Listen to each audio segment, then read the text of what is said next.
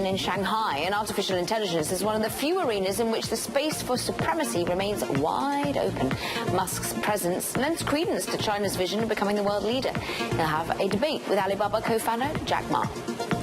And Tiffany posted second quarter earnings that beat estimates, but there's concern about a drop in spending by foreign tourists, and the unrest in Hong Kong also may be a dampener on the luxury jewelry retailer. Tiffany's same-store sales, but they fell more than expected. And that's your Business Flash update. Now, we want to return to a key story and a key picture, I guess, that we brought you yesterday that's on our radar, because Costco yesterday, remember, unveiled to much the exuberance. Look at that kid in the left. That's the best day of his life. Yeah, that kid is me. And, well, there were 3-hour waits in just trying to get into the car park. The roast chicken was overwhelmed, it would seem, at this Costco in China. But now we understand that they're having to, well, refrain and restrain people from actually entering the Costco on their second day to ensure that we don't get these sorts of crowds and pain and exhaustion from this kid. I know, poor kid. Hey, who's buying that teddy bear? What is that for? Yeah. This is what I love about This is what the dream America. is. This is our #1 export, conspicuous consumption. Yeah, it's great. I mean, who needs that gigantic teddy bear? Well, what? Who doesn't? Who doesn't, yeah. You're very Do good you have one at home? No. What about you, Karen? I have several giant teddy bears. It's the way I roll, one in every room. Now, it's time for our Smart Charts with Taylor Riggs, where we look at timely topics through the charts with the Street top technicians. Taylor. Thanks, Caroline. And joining me today is MKM Partners Chief Market Technician, J.C. O'Hara. And we wanted to first start with a very interesting chart. This has been catching my eye because it looks like we're sort of in this support zone, and then we're looking at 50 and 200-day moving averages, really providing key support and resistance levels. Walk me through what you see. Absolutely. Thank you. So we wrote a note earlier this week to our clients, and we call this zone that we're in the death zone. And yes, the connotation's pretty scary, pretty negative, but we don't want to sound too negative here because we're not bearish yet. But there are certain key levels on the chart that we really want to pay close attention to. So again, for anyone who's ever climbed a mountain, the death zone is the area right below the summit. And it's scary because, one, you're running out of oxygen, a lot of mistakes happen, the terrain gets steeper, the risks increase, and I think that's exactly where the market is right now. So risks are increasing, so the levels that we really want to pay attention to are the 50-day moving average and the 200-day moving average. And they're very simple, but they're great guides of trend. And you could see over the last year, they've kind of flattened out here. So we're in a market that's trendless. We have the 50-day at 29.40, 29.50, and that's providing strong resistance. And then right below, we have a flat 200-day moving average. And if you look back here, that has been a pretty good guide for support the last few times.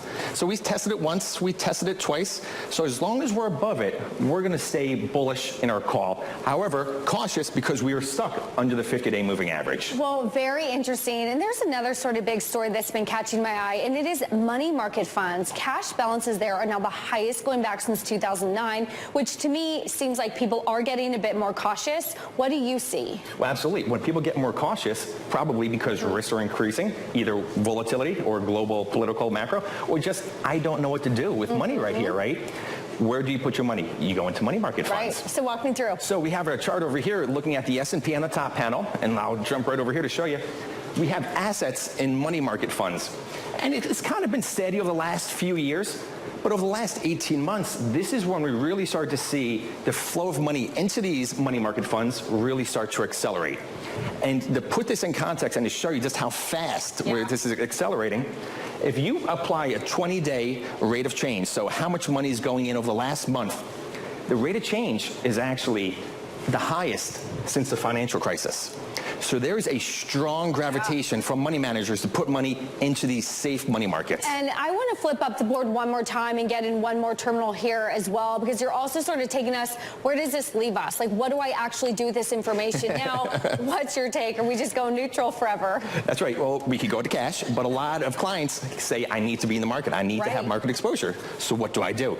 Well, one strategy that's really working out is a market neutral strategy. And on the top panel here, we have a basket that goes long low beta stocks and short high beta stocks, right? Because it's that risk off trade that's really been working, and it's the high flyers who have really been punished. So you make a market neutral basket like this, and you actually see back in 2018 here, at the end of the year, we saw the market sell off and this risk neutral basket really start to outperform. moved sideways for the majority of this year so far, and then all of a sudden, we're starting to see it accelerate again.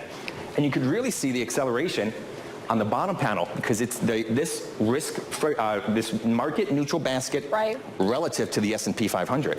So you could really see it's really starting to accelerate, which means you're outpacing the S&P 500. So interesting. I'm going to tell Abigail to go on vacation much more often when you were on. Thank you. That was J.C. O'Hara, Chief Market Technician over at MKM Partners. Caroline, Joe, Romaine, back to you. All right, thank you very much. Now, coming up, the one currency that even George Soros couldn't break, the Hong Kong dollar. Why the billionaire investor and other big-name hedge funds have, in the past, they've bet against it. Some are ramping up their wagers once again. This is Bloomberg.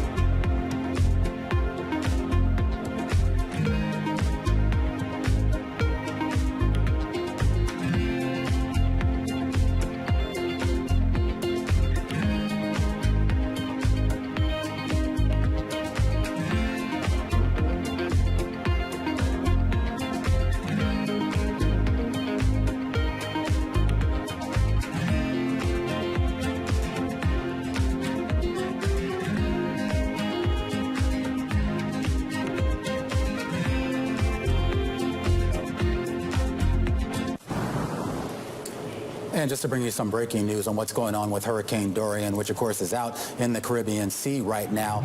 The governor of Florida, Ron DeSantis, is already declaring a state of emergency ahead of the storm, basically advising folks to have 7 days of supplies, prepare their homes, and of course follow the path of this storm closely. We're not exactly sure when it's going to hit landfall, but some of our forecasters say it could happen over the weekend. All right, now to Asia ahead. Amid the continued protests in Hong Kong, bearish bets against the Hong Kong dollar ramping up. In the past, we've had legendary investors like George Soros and Bill Ackman attempt to break it. And now some vets are trying again. So let's bring in Bloomberg's Sherry on. So I didn't realize this until I read this story, that Soros, who famously broke the pound peg, tried with the Hong Kong dollar but failed. And every few years, some big hedge fund manager says, now is going to be the time when the Hong Kong dollar depegs from the U.S. dollar. It never works. Why do they think it might work this time? Yeah, they have actually really held that Hong Kong peg, the Hong Kong Monetary Authority, very close, saying that this would be the cornerstone of their financial system. So we have seen these attempts, as you said, George Soros back in 1998. We also saw Bill Ackman back in 2011. They have not worked. Now we have more hedge funds betting on these bearish bets against the Hong Kong dollar. Not surprisingly, given that we have 12 weeks of protests in Hong Kong, the economy on the brink of a potential recession, so the Hong Kong dollar now slumping towards the weaker end of that trading band at 775 to 785, but not everyone is on board. Who isn't on board? There are some number of hedge funds who say, it's not going to wear this time either, right? Crispin Odin, for example, Crispin Odin, who, of course, is a tycoon who bet against the pound. He's just lost a load of money on Argentina, right? So maybe he's like, not another one. Yeah, he's just actually saying that he closed that bearish bet on the Hong Kong dollar mid-2018. And he's saying there are other bets out there, just the Hong Kong dollar may not be it.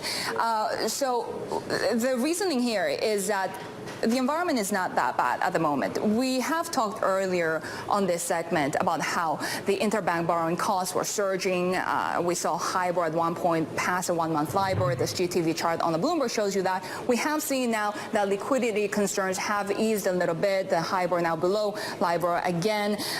If you maximize this chart and you look at it from the time frame of, say, from the 1990s, you can see that really is nowhere close at the top panel at where we saw it during the Asian financial crisis. Not to mention that we continue to talk about Hang Seng Index plunging. We are seeing Chinese investors now increasing their holdings of Hong Kong stocks for 15 straight weeks as well.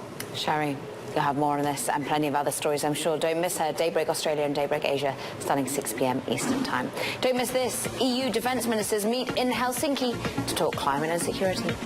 And I'll be watching economic data numbers for second quarter U.S. GDP out at 8:30 a.m. Eastern.